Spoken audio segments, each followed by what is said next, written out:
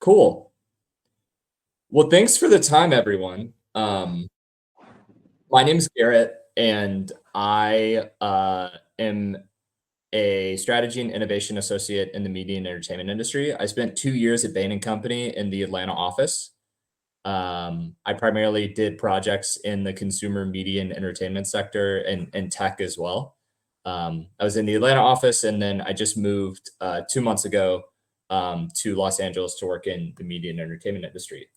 Um, and I have been coaching for, I don't know, maybe 2 or 3 years now, I think. Um, and particularly coaching people, helping them prepare for interviews in management consulting. So here's what we'll cover.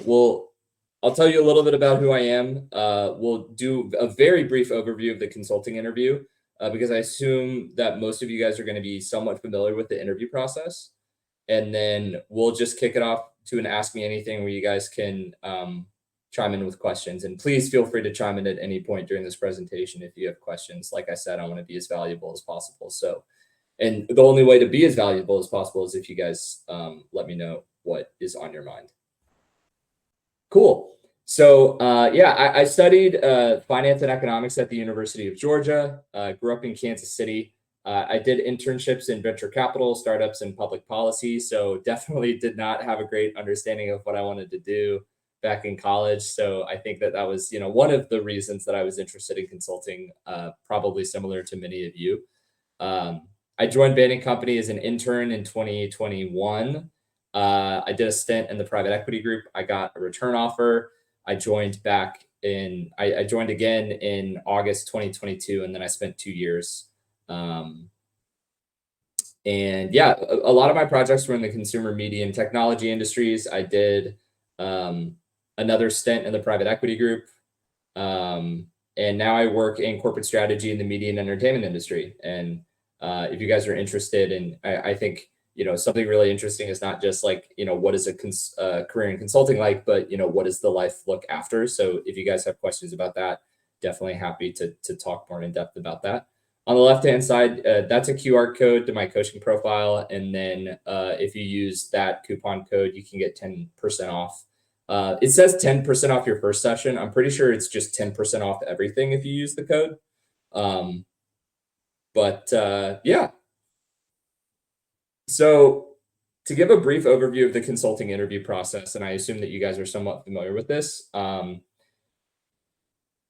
there's typically 3 stages to the interview process. There's the initial application. The initial application typically includes a resume, a cover letter, and then sometimes a standardized test or a game. So when I interviewed back in 2021, McKinsey had one called the Embellis test, which was like a gamified standardized test type thing. And then BCG had one called, I want to say it was Pymetrics. So that's not always used by all firms, but typically most firms will require a resume and a cover letter. And then they also will sometimes ask for standardized test scores. That's definitely an important part of the application. The second stage of the interview process is the first round interview. This is typically 2 to 3 interviews with senior consultants and managers. There's typically a case component and then a behavioral component. So we can definitely talk about case interviews during this hour together, because I assume that is where typically I do the most work with individuals, because I feel like if you look at, across the entire process, like how you allocate time to each thing, I would say the majority of time is dedicated to preparing for the consulting case interview, because it is a unique part of management consulting interviews that you will not see when interviewing for any other type of job, and is something that requires a significant amount of preparation. I see preparing for the case interview akin to studying for a standardized test in terms of the amount of time that it requires and the way I would go about doing it, which is, you want to give yourself a plan over a long period of time to prepare, and you want to prepare in different ways. And one of the biggest things I do as a coach is kind of help you lay that out. And then the next stage is the final round interview, which is typically 2 to 4, sometimes more than 4 interviews with partners and senior managers. And similarly, there's case and behavioral components. The big thing here that I want to call out is that consulting firms are going to evaluate candidates holistically at every stage of the process, but each stage of the interview process is going to emphasize something a little bit more than other things. I think that the initial application, because that is kind of the top of the funnel, and that is where most students get cut, that is where they are looking for the academic ability, they're looking for the leadership experience, and they're looking for the work experience. And that is kind of the stage where they're, I hate to use the term weeding people out, but that is where most people are getting cut because their GPA is too low, their standardized tests are too low, they do not have sufficient work or leadership experience, or in their cover letter they do not articulate a compelling reason as to why they are interested in consulting or why they're interested in working for that firm specifically. I would say the first round interview emphasizes the case interview component. That is where they're really trying to figure out how you think.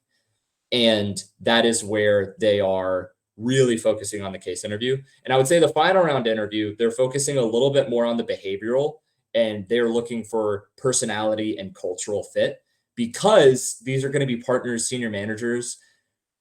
Somebody else has already cased them. So these partners are coming into the conversation with less of a frame of like, can this person case, but more so is this person somebody that I want to work with? So if you were to think about each stage of the interview process as a question that the interviewer or the reviewer is trying to answer, the first one is, can you do the job?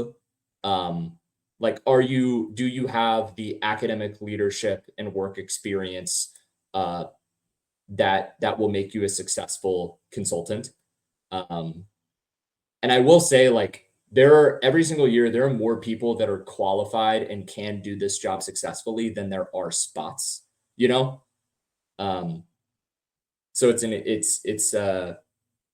I think that stage is where you really want to emphasize that. The first round interview, the answer that they're the question that they're asking is, can you case? And then the final round interview, the question they're asking is, do I want to work with this person? And that's how I would think about kind of each stage of the interview process. Now, that is not to say that the other elements of the application do not matter as much. But for example, in the final round interview, your resume is not going to be as important as it is during the resume review. Like, that's just a fact. If you're in a final round interview, they're going to assume that you have, the GPA that is required to, or the GPA that is evident of that you would be successful in the job. So these are kind of the 3 things that I look at when I'm coaching students on how to be successful in the management consulting interview process. The first is your profile, the second is your narrative, and the third is your confidence. So first, going in a profile, they're screening for obviously smart, high achieving, and driven people that can do the job.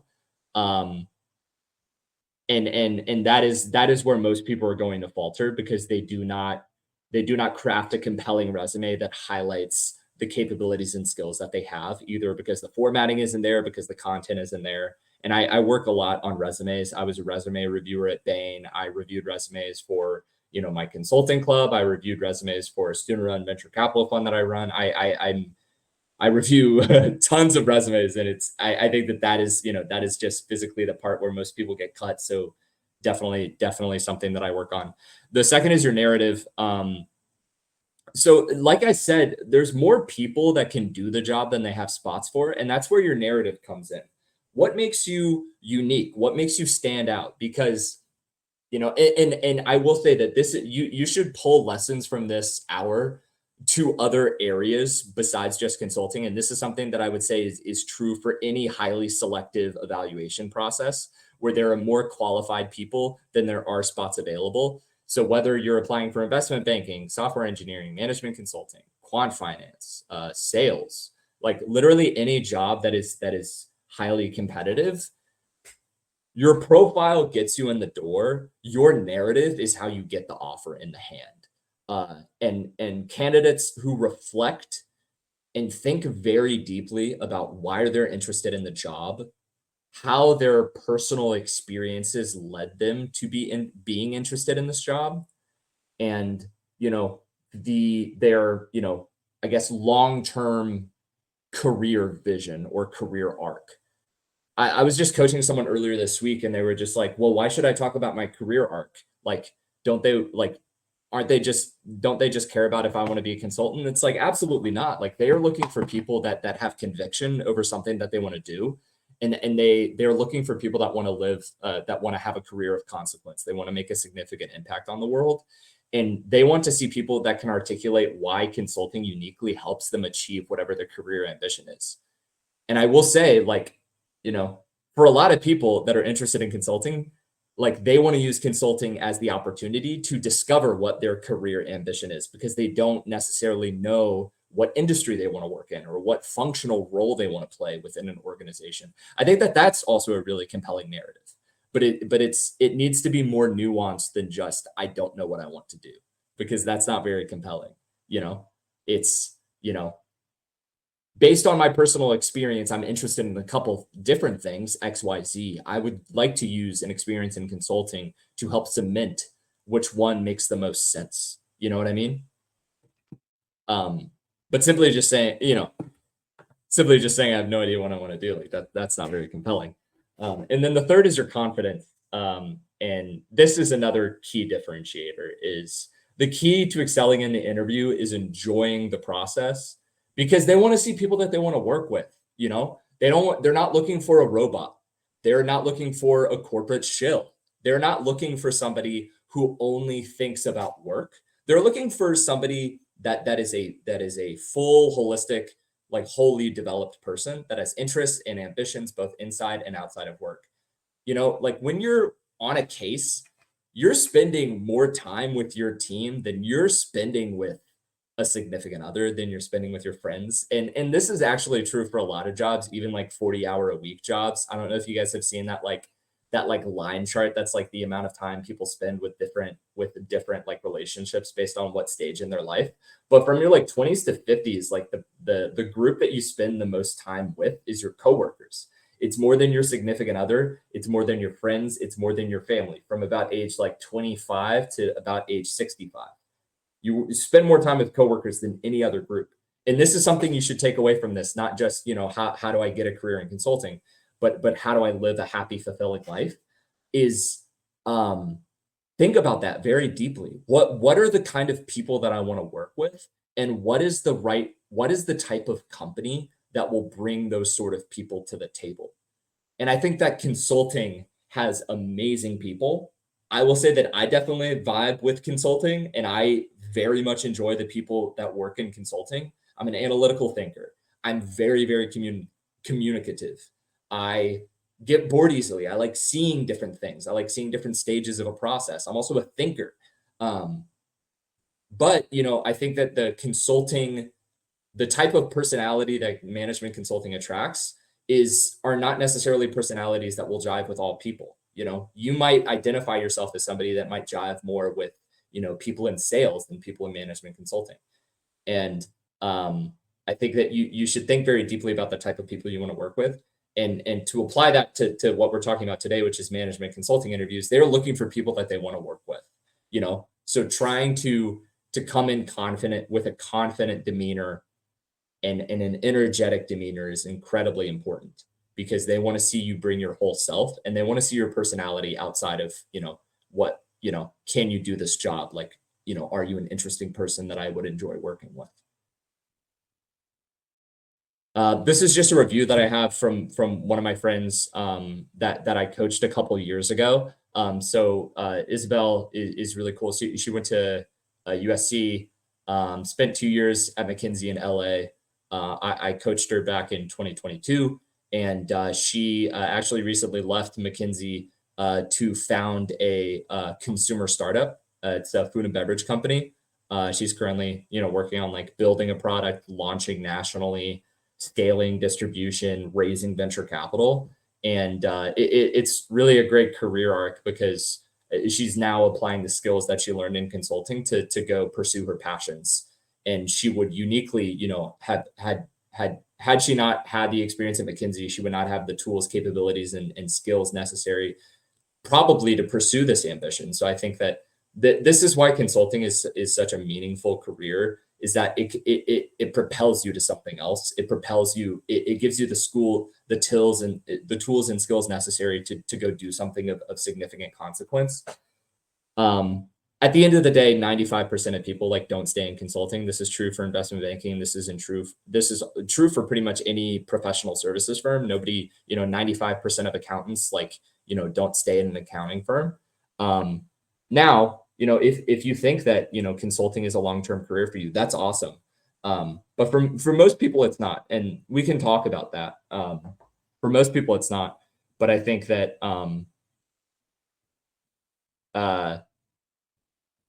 to pull it all together, consulting is a springboard for your career, and it will help you pursue a ton of different endeavors. It opens a lot of doors. I would not, have the experience that I have now at the job that I have, had I not spent about 2 years in management consulting.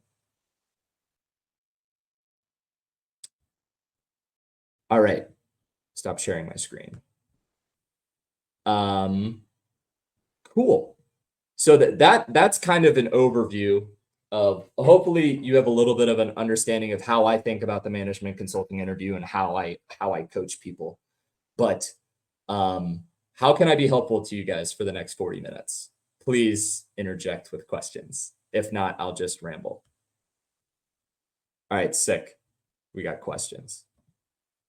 Is there a difference between how casing is evaluated for associate role versus consulting role? Also, do you know anything about whether experienced hire associates are vying for the same roles as associates fresh out of college?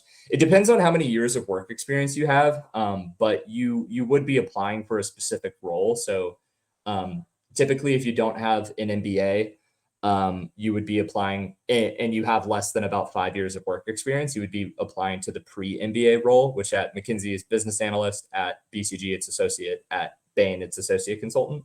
If you have an MBA or more than 5 years of work experience, you would be applying for the post-MBA role. You're applying for the same role, so you are being considered in tandem, but depending on your specific profile, they would be potentially looking at like giving you you would enter maybe a little bit more senior. So for example, like at Bain, you spend 2 years as an associate consultant.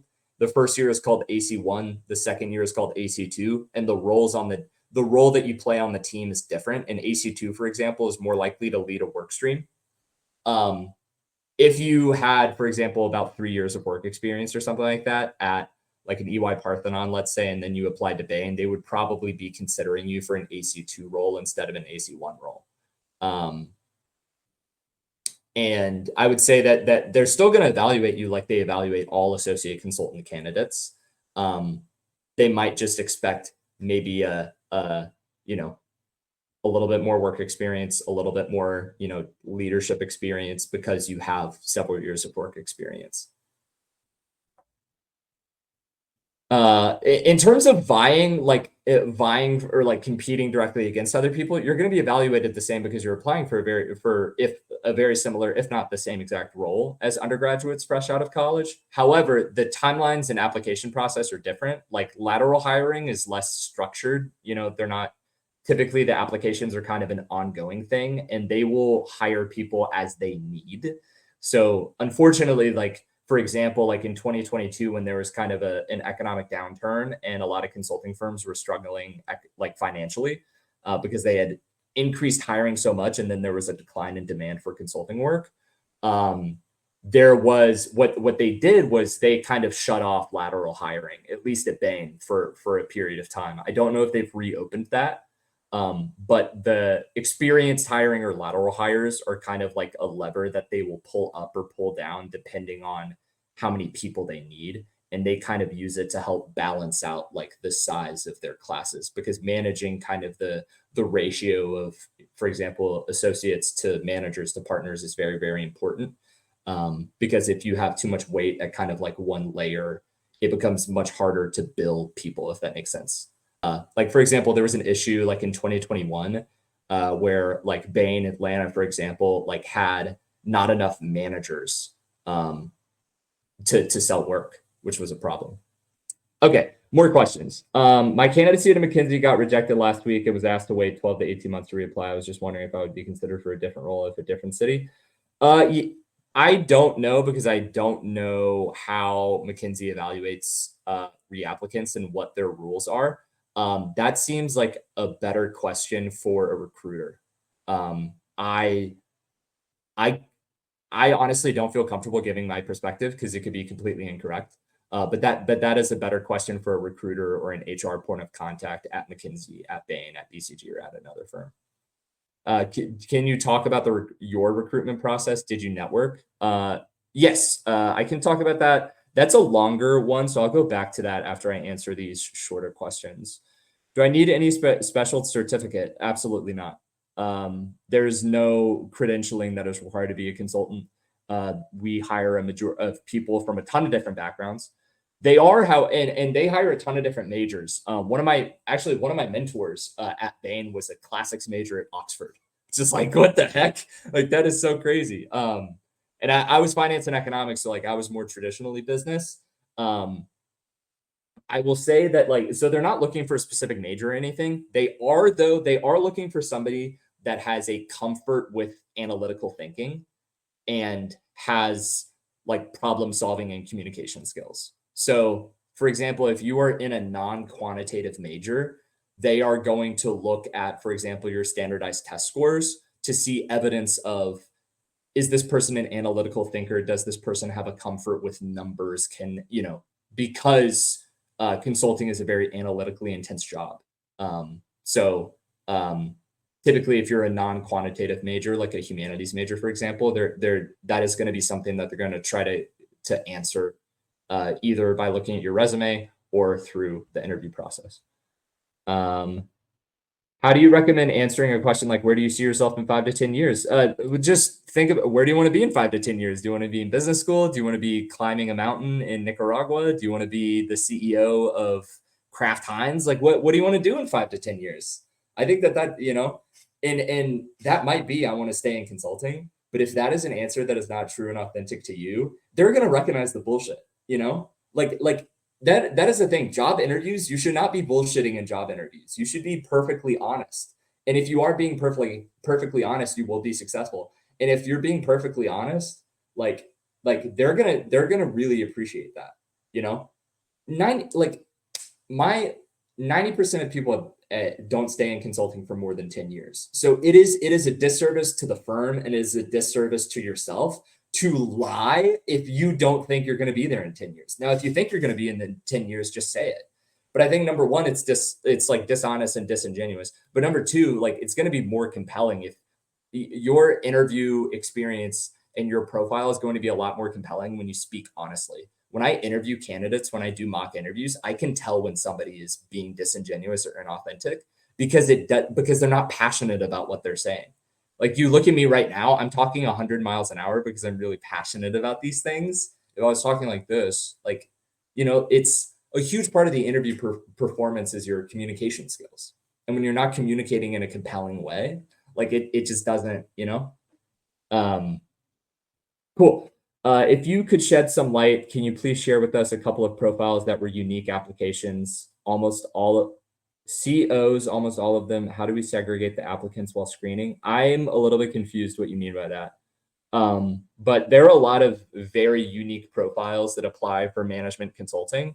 There are also a lot of profiles that look kind of similar. And I think that, if you are, a finance and economics major that's president of the consulting club at, UPenn or whatever, that's a really great, strong, competitive profile. But you want to tease out what are the things that make you who you are, because you're not defined by those individual things. You probably have a really interesting background and these very unique life experiences. Kind of teasing those out is important. And then, if you have a very untraditional background, like I'm a classics major at Oxford, that's really unique and that stands out. Like that just stands out by nature of it. It's tying that to, why does this, what seems to be unrelated experience that is unrelated to consulting, how will that make me good at this job? And what are my life experience that led me to being interested in this job? Similar to how I can tell when people aren't being authentic and honest in their interview, I can tell when people are applying for consulting on a whim because they don't know what they want to do and they haven't thought long and hard about why consulting is the right choice. And that's a huge problem, especially at Ivies, like at target schools. That is a huge problem, is people apply to these things and they don't necessarily, like, they have an amazing profile. They have a great GPA. They have great standardized test scores. They're going to get a great job, but they're like applying to all of these different things. They're submitting applications left and right. And the second they get to an interview, it's like they don't answer the questions well because they don't know what they want to do. So that's where people really struggle in the behavioral. And that's how I see a lot of kids at target schools get knocked. In case difficulty different for associates versus consultants in interviews? I don't know because I've never interviewed a consultant. I assume that while they might not be more difficult, they are going to look for you to like perform at a level that is higher than somebody straight out of undergrad. So they're going to look for you to like understand business a little bit more, probably, and be able to think more critically and more deeply about the problem. They're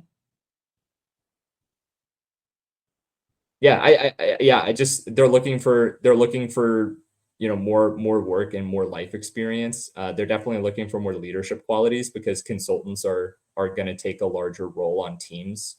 And the progression of a consultant is going to be faster because you get promoted to manager in 2 or 3 years or whatever, and then you're leading a team within like 2 to 3 years. Versus if you're coming out of undergrad, except for at McKinsey where you can get promoted straight to manager, you spend a little bit longer before you become a manager. How much time should we consider to prepare for the interview? Well, it depends on what element of the application, and it depends. There's a lot of different factors. I would say in terms of the case interview, I would put a similar amount of time to the amount of time that you put in to prepare for the GMAT or for the ACT or the SAT. I think I studied for the GMAT for 150 hours, maybe. For consulting interviews, I probably studied for 100 to 150 hours, if I had to be honest. There are people that do it that can prep for consulting interviews in a weekend. Assume you are not that person. I will be honest. I think that my number is on the higher end. I did come from less of a target school. I came from, a state school, and, I came from an SEC school, to be quite honest. And, Bain hires on campus at UGA, but it's not very significant. It's not quite a non-target, but it's definitely not a target.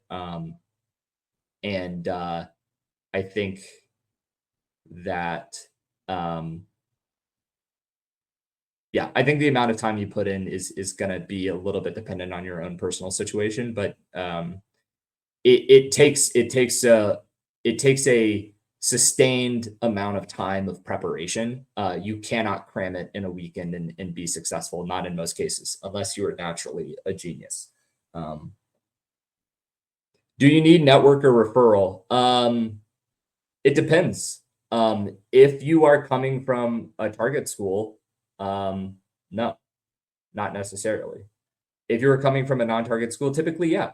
And the whole target, non-target school, I think people get so like, they focus on it so much, and we need to abstract these terms altogether and just look at it. Like, when you apply, there are, with the age of the internet, there are hundreds, and not just in consulting, there are hundreds of applications for one given role. I don't know if you guys have ever applied for a job on LinkedIn, but when you apply for a job on LinkedIn, it shows you, like, when you look at the job description, how many people have applied. I think every single one I've looked at is more than 100. There are hundreds of people that apply for these jobs because they've made it so easy to apply for jobs. You just submit a resume.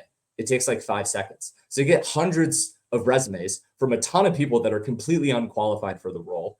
And wading through those hundreds of applications is incredibly difficult. You fundamentally misunderstand how the job market works, if you believe that a human on the other side is reviewing every single application that is submitted for any given role at any given company. This is true in consulting. This is true in any other company. How do they weed through those hundreds of resumes for the candidates that actually have a fit? For example, there's a ton of people that apply to the associate consulting role at Bain that are like sophomores in college and they're applying for a full-time role, or like they have 10 years of work. Like they're applying, they're candidate, like they're not even like, it's not only are they not qualified for the role, but like they don't have the right level of experience. You know what I mean? And that also happens a ton. So basically that's to say there's so much noise and like there's so much noise and there's just the volume of applications for roles because of the internet is just so high because people just shoot hundreds of applications. And you need to pursue a strategy that is completely different. You need to not submit a resume to thousands of companies. You need to try and develop a personal relationship or a contact with somebody at that firm so that they can advocate for your candidacy. Now, if you're at a target school, it's easier because they go to on-campus recruiting events and it's, they typically have a team or an individual that is dedicated to reviewing applications from that institution. So most of the applications, if not all of them, are going to get seen. So at a target school, for example, like all of the resumes are going to get seen. At a non-target school, you need to make sure that somebody on the other side knows that you're applying so that they flag your application, because there's thousands, people are, for example, just, not even qualified. They've, 10, 15 years of work experience and they're applying for like an entry level role. Like that just doesn't make sense. You need to cut through all of that noise. If you asked to come by for an interview, do you have a say in how soon it is? I asked because there's a firm aggressively hiring right now, but I've just started case studying, so I'm not sure if I should apply yet. I would definitely apply before the deadline if they have one. I would honestly that's a question that I would reach out to them for. That sounds like a great question. Just like, hey, like, what's the timeline that you guys are looking for? If it's like a rolling thing, it's not just like they're hiring for one position. I assume like they might be a little bit more flexible on time, but I would definitely check with them, because if they just, if you decide I'm going to wait a month and then they take down the posting, like that's a problem. So I would ask them. How do you recommend motivating why consulting? I think you mean like, how do you recommend answering that question? I can't answer that for you. You have to think very deeply and you need to reflect. What I recommend doing is turn off your phone, turn off your computer, go for a walk with a journal and think about, why do I want to work in consulting? And hopefully it's not because I think it's cool, I'll make a lot of money, other people think it's cool.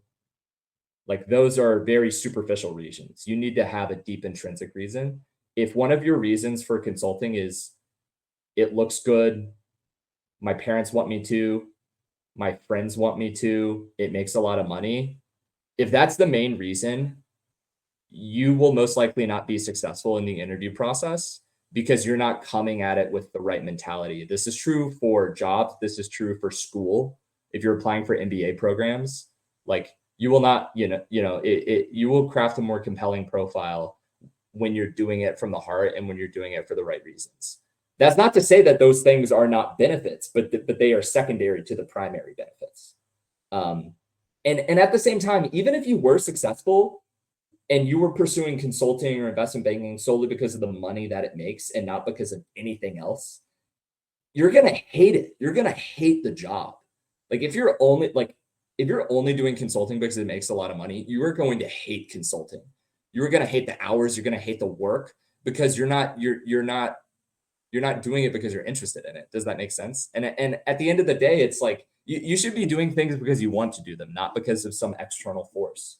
Now, that's not to say that money should not influence your decisions. Obviously, like you should, if you want to, if you want to support a family, if you want to pay off student loans, like you should be, trying to target a role that will pay you, a decent wage. But to only pursue it for those reasons is is not great. Um, do you need great experience before MBA, MBB like Big Four? No.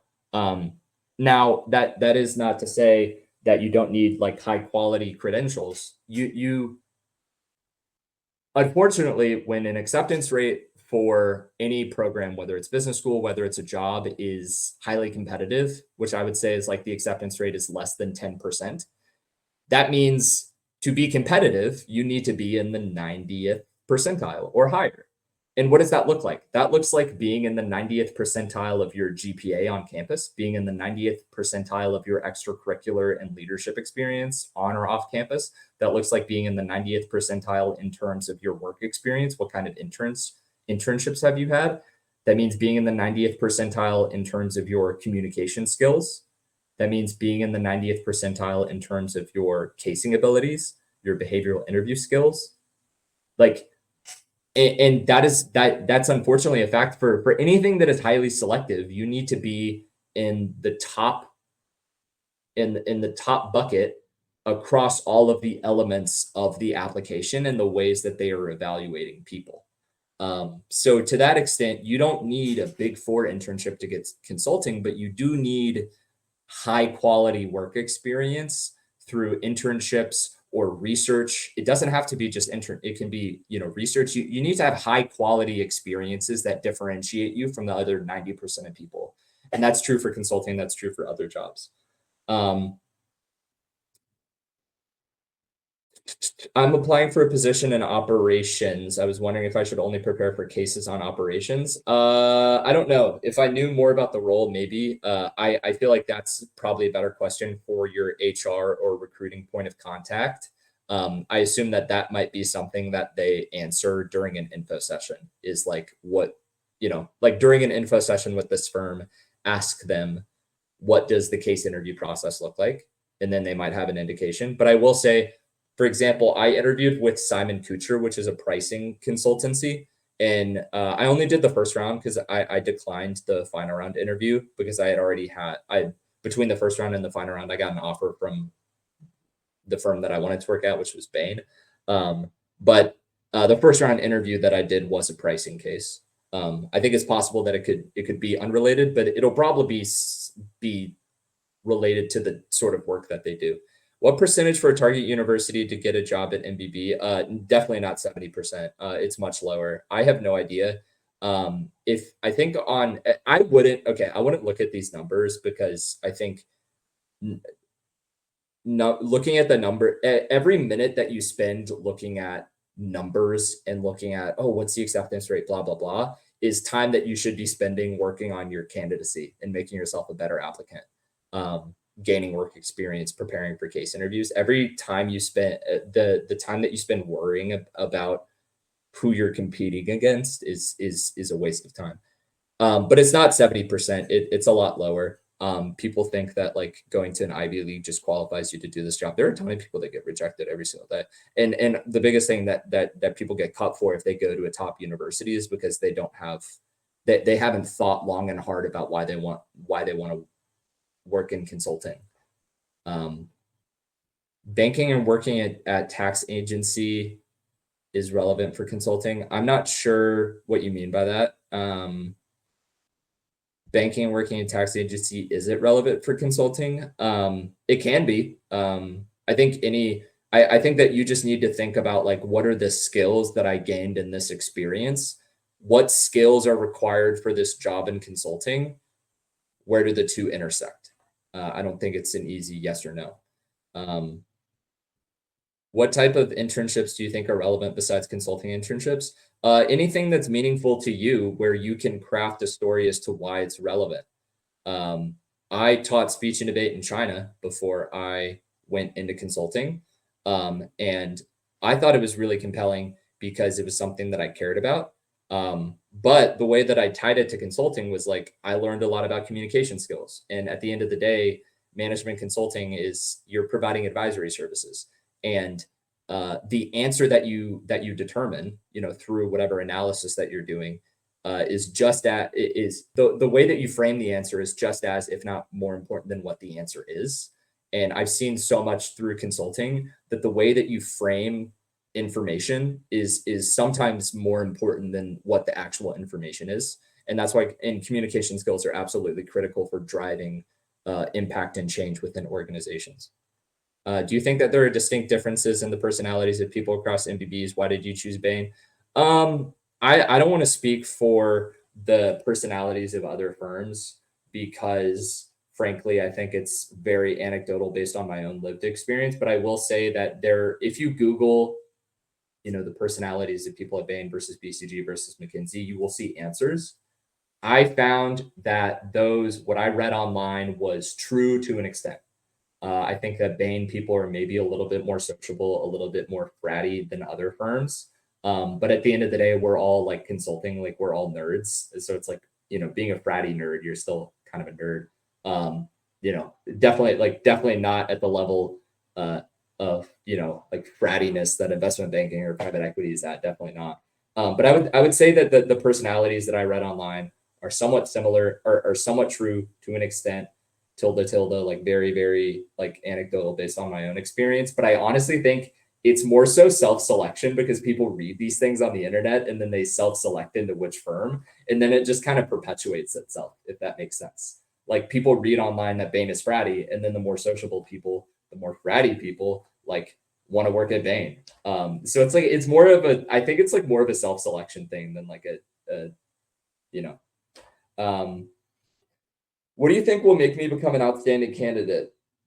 Well, that's a really vague question. It depends, it depends on what makes you outstanding. Like, what do you think makes you a unique and compelling individual? It depends on your own profile, but it starts at looking at all the different elements, looking at your work experience, looking at your internship experience, your community involvement, your academic credentials, and making sure that you are hitting high marks on all of those within whatever peer group that you're in. So within your university, making sure that you have a top, X percentile GPA. I think that is a great start.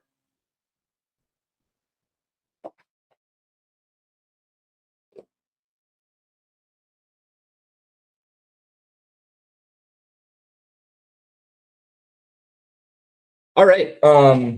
Any other questions? I'm happy to, provide my perspective to whatever extent it's helpful. Anyone else that hasn't kind of chimed in yet, and feel free to send it in the chat or come off mute.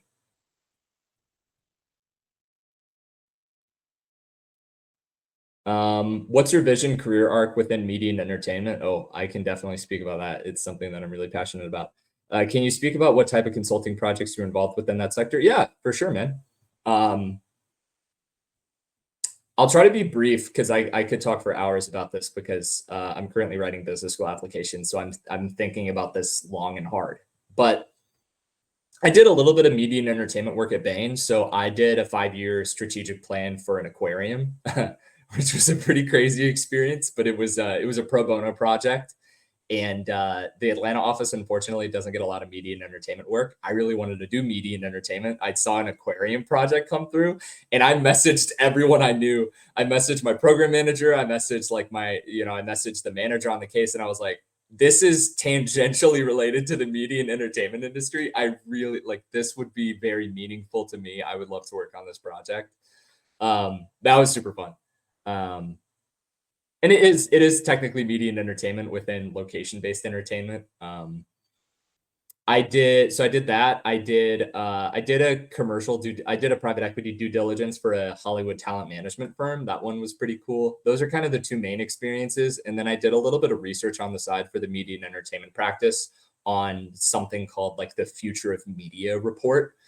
We ended up not publishing it for a couple different reasons. But I did basically a ton of analysis on venture capital deals within the industry and where basically we looked at all the VC that was going into media and entertainment, and we tried to allocate it to different investment themes or trends. And then my vision or career arc is I want to be an operator within the media and entertainment industry, ideally at one of the major companies like a Netflix, Disney, or YouTube. And there's a lot of really cool groups within those organizations that have a lot of great consulting talent, and you kind of rise up through the ranks there, and then you transition into kind of general management, P&L responsibility within, a business unit, and then you kind of accelerate through there. But I think when I decided I was interested in media and entertainment, I thought about like, do I want to be an operator or do I want to be an investor? And if you want to work in business, those are like that's like a key thing you need to think about is, do I want to be on the investing side or the operating side? Um, Investing being like private equity, venture capital, corporate development, M&A type stuff. Operating being like strategy, general management, biz ops, finance, stuff like that. And I think I want to be an operator more so than an investor because I really like executing things. I like owning things. I like managing things. And that's my career arc and what I hope to do in the industry. How do you recommend preparing for cases? I think that it depends on the individual, but the best way to prepare for the case interview is to do case interviews. There is no better substitute than live practice with another person. So I recommend identifying somebody at your university, in your consulting club, a friend of yours that's also recruiting for consulting, somebody that recently interned in consulting, somebody that works in consulting that you know or that you've connected with, and do cases with them. The best way to prepare for anything is to do that thing, if that makes sense. So the best way to get good at skateboarding is to get on a skateboard and start pedaling. You know what I mean? The best way to be a fast runner is to run fast. The best way to be good at case interviews is to do case interviews. Do you think MBB is a long lasting for life job? It can be. I would say that it requires more of you than another job. I would say that on average, nobody's asked about hours or anything, but at Bain, I honestly found it to be a little bit more sustainable than people are saying. I think that people, when they talk about jobs, overinflate their own hours because they want to think of themselves as like working harder than they actually are. I will say that there are cases where people do work crazy hours. I think part of it is sometimes you just like get on a really bad, unsustainable case. And then I do think that there are some times that people are working hard, but they're not necessarily working smart. I averaged about 50 to 60 hours during my time at Bain, which I was expecting 60 to 80. So I was surprised that it was lower. I think that it would have been higher if I was traveling consistently. I wasn't traveling that much. One, because it's Bain, where you travel a little bit less because of the staffing model, but also two, because we're coming out of COVID and we still are. I do think like we're traveling less than pre-COVID still. So yeah, I think it's if it's a long lasting job for people that can consistently work 50 to 60 hours a week for decades. I think that some people can and some people can't. There's also other elements of the job. It's elements of work-life balance is sustainability. It's not just how many hours are you working, but it's also what's the predictability of those hours? How much am I learning or growing? How much ownership do I have over my time? So it's like, how many hours am I working? How flexible are the hours? How predictable are the hours? What is the variability of the hours? Stuff like that. It's not just like, I work X hours a week. A 20-hour a week job where the hours are just all over the place and inconsistent and not predictable is probably going to be a worse job on work-life balance wise than one that's like consistently 9 to 5 Monday through Friday. And, you get off at 5:01 every single day. What were the hours as a consultant? I just said it. I averaged like 50 to 60. The lowest was like 40. Highest was like, honestly, I didn't have any like crazy weeks. My worst week was like 70. I never had to do an all-nighter. Latest night I ever worked was like 2:30 in the morning. I will say, I think I got a little bit luckier than people. I think part of it was luck. I think part of it is I work a little bit smarter. And I do think like there are some people that just like overwork. And yeah, like I could have worked 80 hours a week and been top bucket, but like the bonus structure at consulting, in consulting is not like there's at a certain point it's not really worth it. You know what I mean? Um, I know consulting is the same level with investment banking, but you'll work much less hours. Do you think that by this aspect it outperforms at IB? I don't necessarily know what you mean by that. It really depends on what you're looking to do. If you want to work in private equity, investment banking is going to set you up a little bit better. If you want to work in strategy, consulting is going to set you up a little bit better. I think you need to think about like what do I want to pursue in life and what makes the most sense. In no case is one thing objectively better than another. It all depends on what you're looking to get out of it, you know? Um, Is there prep lounge? There's prep. Yeah, you can do cases with people on prep lounge. I never used it, but yeah, there are a ton of online communities where you can find people to case with. Pros and cons for MBB versus Big Four. Um, I can't speak closely to this because the only firm that I ever worked at was Bain. But I think that in general, some of the pros and cons that I would say of working at an MBB firm versus another firm is um, the work is typically more interesting in terms of you're typically working with more senior leaders in the organization on topics of higher importance to the executive team. There's a higher percentage of the projects are strategy, and they tend to be a little bit shorter. So, for example, like you might do a software implementation at a Big Four that goes on for like a year or two or more. I think that that's an amazing job for some people. At Bain, it's more so like more strategic projects like 3 to 6 months, like how do we enter this market, how should we price this product, how do we redesign the organization, stuff like that. So the benefits, like more interesting work, like higher strategic work. I think that the compensation is higher and the exit opportunities are going to be a little bit better. The cons is that I think you'll probably work a little bit more out, like Big Four, you'll definitely work probably less hours. And then other cons is it's gonna have, you might feel a little bit less burnout. I think that the intensity of the job is going to be a little bit lower, and the work-life balance is probably going to be a little bit greater. How do you interact um, with other offices out of the states while being at Bain? It depends. There were some projects that had an international scope, so we would interact with consultants in other offices. So we were doing this thing where we were doing a global test of Gen AI. We were developing Gen AI tools for a consumer goods company, and we were rolling out tests of these tools in different markets. So we launched a test in Mexico, we launched a test in Ireland, and there's one other country that I'm blanking on. So we got like a consultant out of Mexico on our team, and we got a consultant out of Ireland on our team to like help with that work.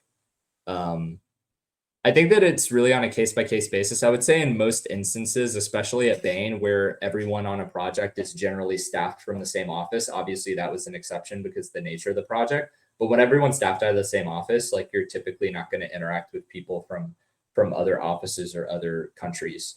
I will say uh, partners are not always from your office.